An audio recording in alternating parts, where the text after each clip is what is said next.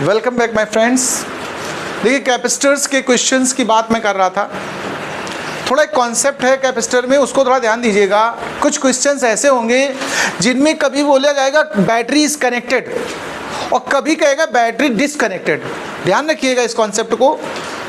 अगर क्वेश्चन आपको ऐसा लग रहा है कि बैटरी ऑलरेडी कनेक्ट रह रही है, हटाई नहीं गई है, देखो कैपेसिटर चार्ज होगा तो बैटरी तो लगानी पड़ेगी आपको, लेकिन कुछ क्वेश्चंस में कहेगा बैटरी लगाई, चार्ज किया और फिर बैटरी हटा दी, यानी डिस्कनेक्ट। और कुछ में कनेक्टिंग, मतलब लगातार उसको जोड़े रखा गया है।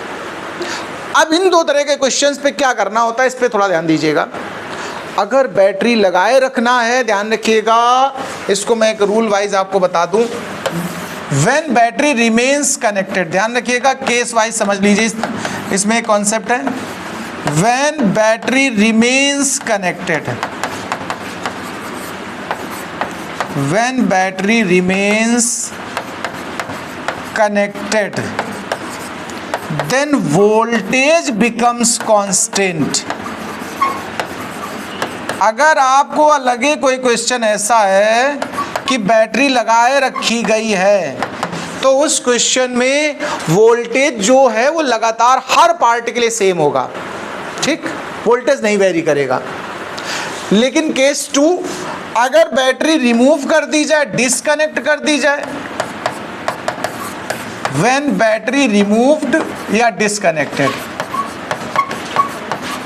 Battery disconnected.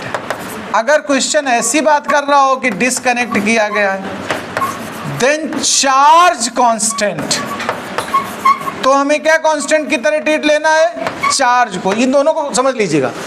लगातार लगाए रखोगे तो वोल्टेज कांस्टेंट ट्रीट करेगा, और हटा दिया जाता है तब फिर जो चार्ज स्टोर हो गया वो कांस्टेंट ट्रीट होता है। यहाँ इसमें एक थोड़ा कॉन्सेप्ट था इस क्वेश्चन में। अब हम आते हैं अपने क्वेश्चन पे।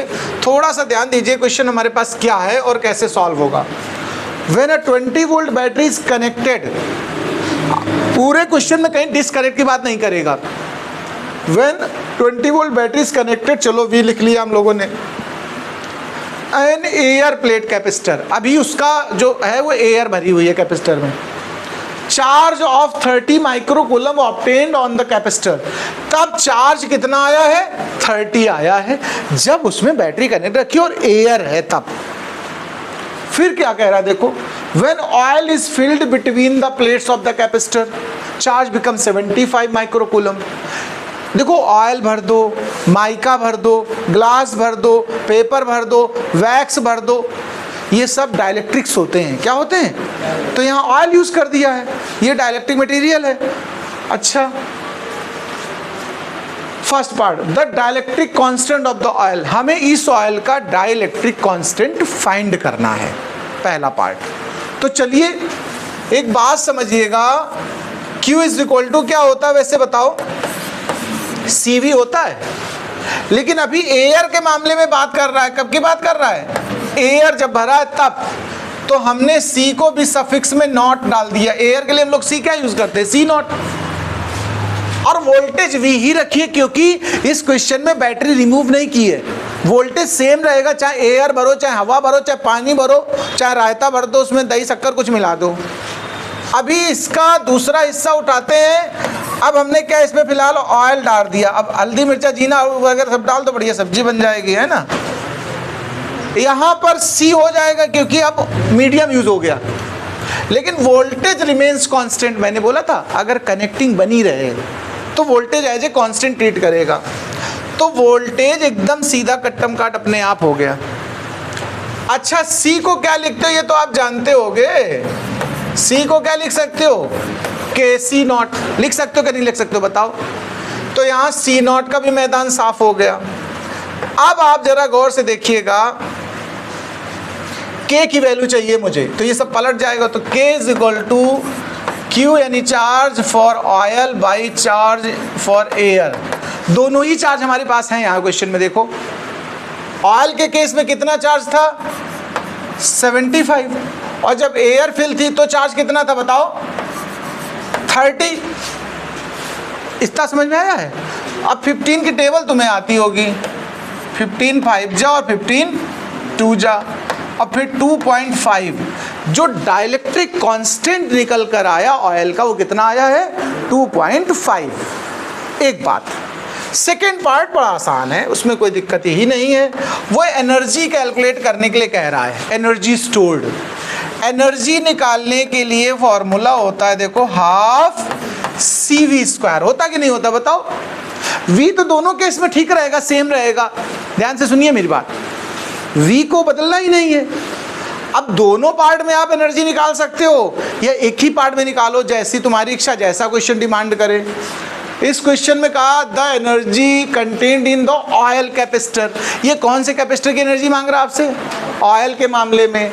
तो देखो आप क्या करिएगा, C की जगह चार्ज, हमारा ऑयल का चार्ज गिवन है, हम चार्ज वाला कॉन्सेप्ट ले लेते हैं यहाँ पर, चार्ज। और वोल्टेज सेम रखना मैंने पहले बोला है, क्योंकि कनेक्शन हटाया नहीं हमने। तो इसी फॉर्मूले को अगर हम C हटा के Q डालना चाहें तो क्या फार्मूला होता है देखो, Q इक्वल टू CV, तो C equal to Q by V हो जाएगा कि नहीं बताओ? यहाँ पर C हटा दिया, Q बाई V डाल दिया, तो एनर्जी का फार्मूला क्या बचेगा, हाफ QV। अब देखिए